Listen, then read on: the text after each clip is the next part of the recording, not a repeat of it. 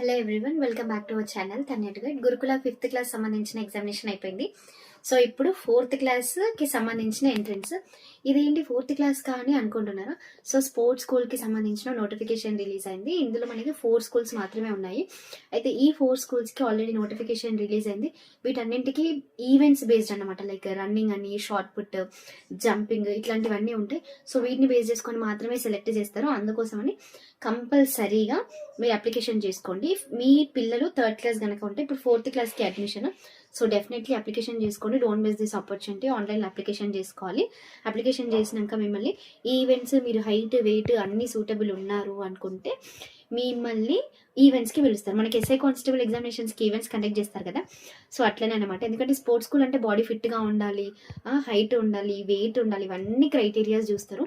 ఏ ఒక్కటి లేకపోయినా కూడా డిస్క్వాలిఫై చేస్తారు. సో అందుకోసమని కంపల్సరీగా మీ పిల్లలకి హైట్ మెజర్మెంట్స్ అవన్నీ ఇస్తారు వాళ్ళు ఆల్రెడీ డీటెయిల్గా. నోటిఫికేషన్లో చూడండి, చూసి ఎలిజిబుల్ అయితే డెఫినెట్లీ అప్లికేషన్ అనేది చేయండి.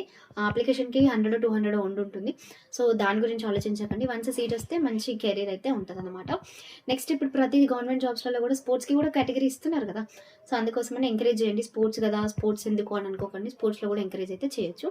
నెక్స్ట్ నన్ను చాలామంది ట్రాన్స్ఫర్ లిస్ట్ పెట్టండి అని అంటున్నారు. సో ప్రెసెంట్ అయితే నా దగ్గర లేవు పీడిఎఫ్స్.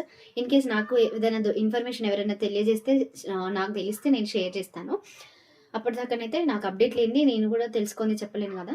నెక్స్ట్ ఇంకొక విషయం ఏంటిదంటే గురుకులకి సంబంధించిన రిజల్ట్స్ మనకి జూన్ లోపు ఆర్ మార్చ్, ఏప్రిల్లో అయితే వచ్చే అవకాశాలు ఉన్నాయి. ఎందుకంటే ఏప్రిల్లో స్టార్ట్ చేస్తే మనకి జూన్ వరకు క్లోజ్ అయితే చేస్తారు. Second phase